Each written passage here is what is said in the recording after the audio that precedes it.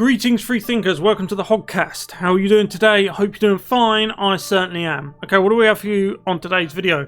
We have for you some things to go over, some footage to watch, including this, which is the highlight of the video, or I suppose you could use the word highlight.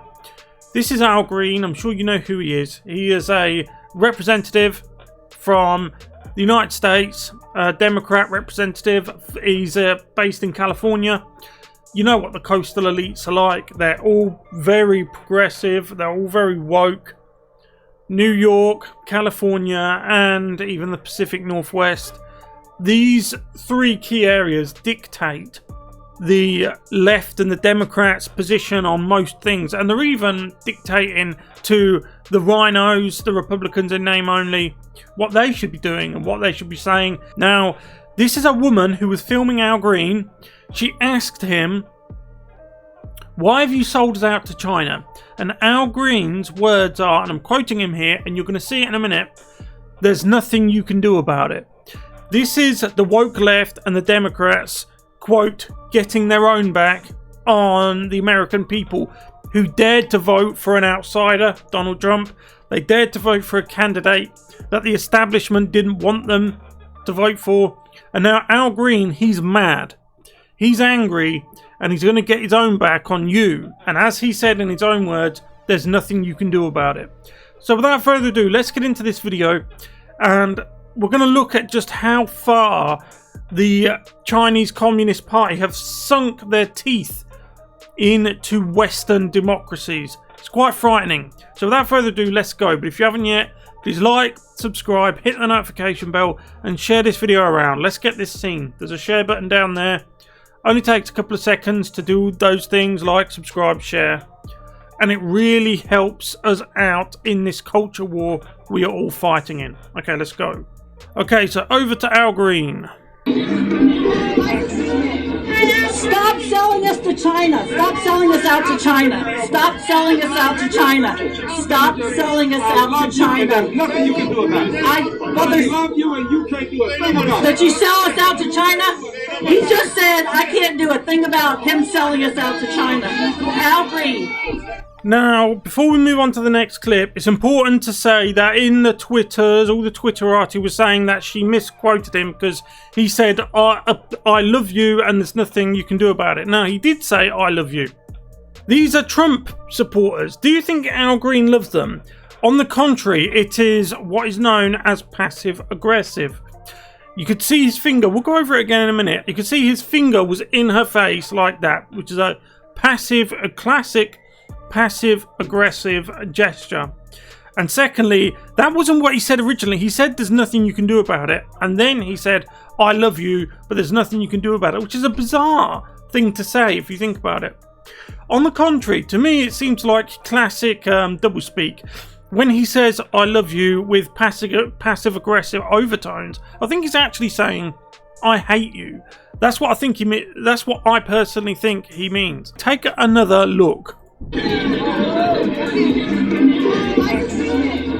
Stop selling us to China. Stop selling us out to China. Stop selling us out to China. Stop selling us out to China. There's nothing you can do about it. So you can see he says you can't do anything about it. There's nothing you can do about it, sorry. Before, and then he says, I love you, but there's nothing you can do about it. In other words, you're a child, I'm the parent, you do as I say. That's essentially what these Democrat politicians are. That's the attitude they're taking to the American people. Out to China. Stop selling us out to China. There's nothing you can do about it. I love you and you can't do a thing about it. That you sell us out to China? He just said I can't do a thing about him selling us out to China. Al Green. Now, if you're worried about the level of infiltration in the Western Hemisphere by the CCP, then this is going to shock you. This is from Australia. Now, Sky News in Australia is different to Sky News in Britain. Sky News in Britain is compromised, like the BBC is compromised.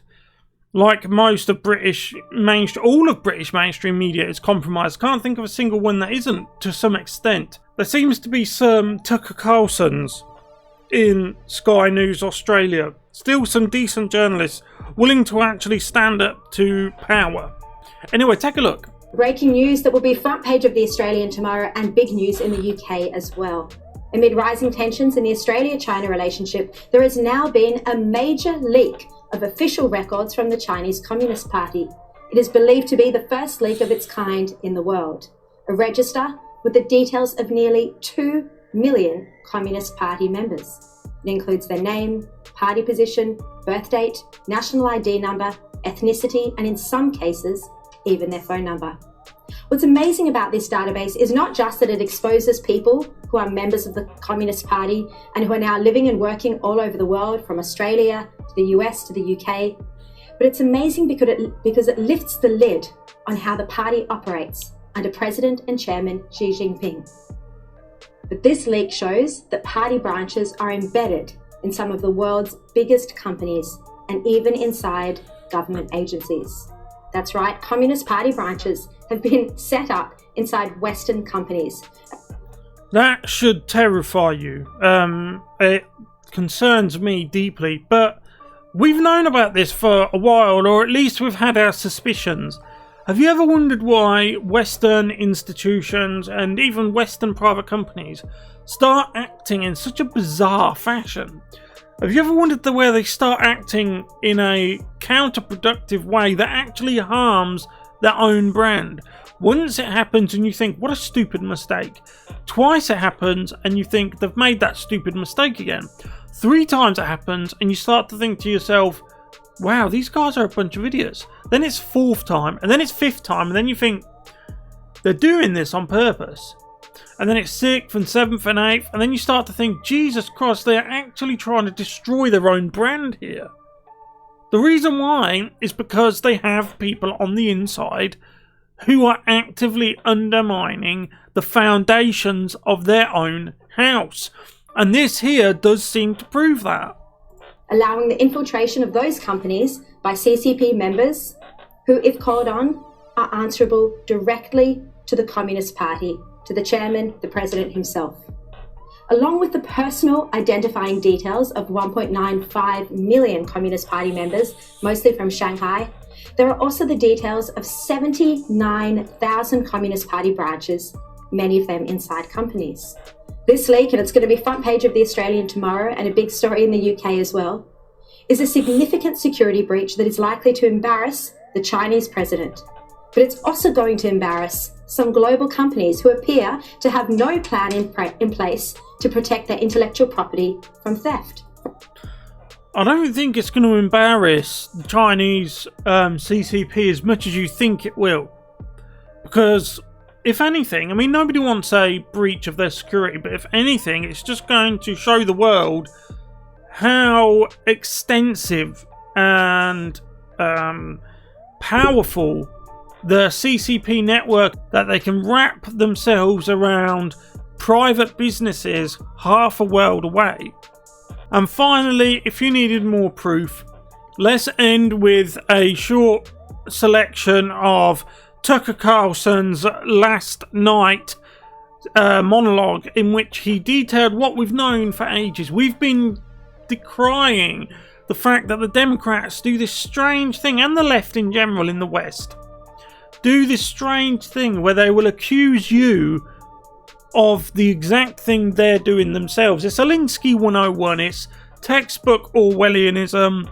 It is Alinsky 101. The very people who ranted so hysterically about Russia were, even as they were doing it, even as they were yelling about Vladimir Putin, in fact, they were doing precisely what they claimed to decry. They were working on behalf of a foreign power, our chief global rival, the government of China. The Russia hoax effectively was a diversion. It hid something that is not a hoax at all, but that is real and threatening to all of us. And that's the thing. When it comes to the mainstream media, we've reached a point now that when they say something's a hoax, you know it's real. When they say something is a fact, you know it's a hoax. And I've known this personally myself for a long time, but I'm glad that other people are starting to wake up to this. You know, I remember 20 years ago, 15 years ago, even 10 years ago, I used to I can't believe I did this. I used to actually pay to get newspapers because I thought I was getting news. You understand? I thought I was being enlightened by what I was reading in quote-unquote newspapers. What I didn't realise was I was actually reading opinion papers. I was actually reading propaganda papers. We're going to spend the foreseeable future reporting on the relationship between America's political and financial elites and the communist government of China that has made many of them very rich. But we want to start... Remember what I said about earlier? That's my point. If you look at all of their global, their total accrued wealth, all of these Democrat politicians, these Democrat representatives and senators, they all have vastly more money saved in their bank accounts. They have more stocks and shares than their salaries would account for. But you don't expect anyone in the mainstream media to dig into any of this. As we know, before the election, the journalists would never ask Biden any kind of tough questions. They buried the laptop story, and infamously, when they did ask Joe Biden a question, the only question they asked him was, hilariously, what flavour ice cream is your favourite? He was eating an ice cream, and they asked him, what flavour is your favourite? Peak 2020 journalism. Start tonight with the evidence, with a remarkable video.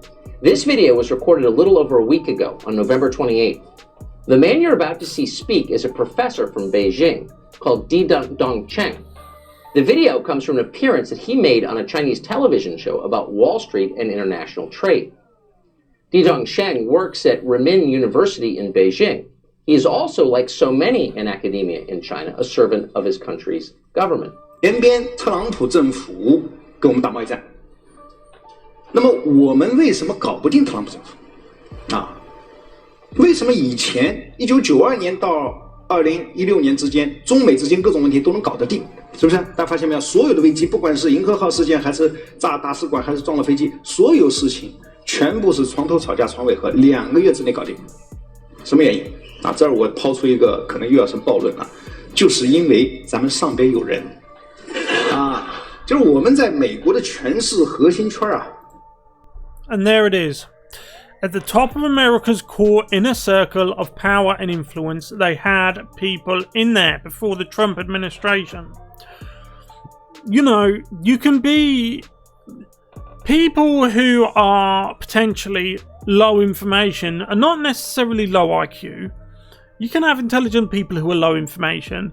It's just that they've lived their entire life believing that when they get home from work and they turn on the TV and they watch the evening news, they thought they were learning about the world and what's happening in the world. They don't realise that they've been given a carefully scripted narrative of the way the mainstream media, who have ties to academia, who have ties to big business, who have ties to what are colloquially known as the elites, and these people have a carefully crafted narrative for you to make you live your life a certain way and not look and not ask questions, never ask questions. And things were going smoothly. They were making a lot of money. Your living expenses and your quality of life were going down. Your living expenses were going up, but your quality of life was going down. The safety in your neighbourhoods was going down. The crime rate going up.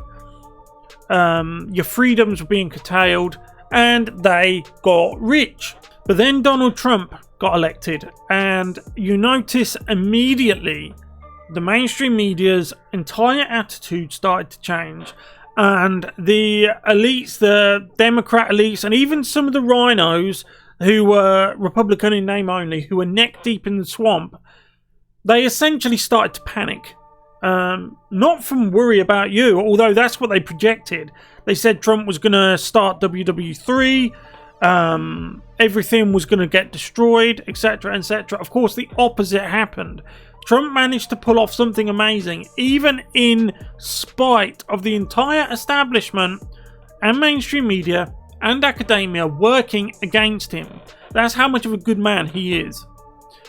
But that's beside the point. My point is, the mainstream media and the Democrat Party behaved in an astonishingly bizarre fashion.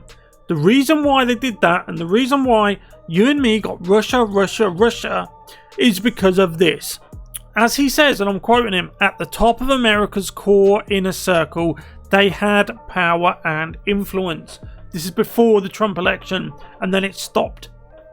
Because America finally had, for the first time in 2 generations, someone who was working in their interest, the Americans' best interest, the American people's best interest, just like the CCP is working in China's best interest, their people's best interest.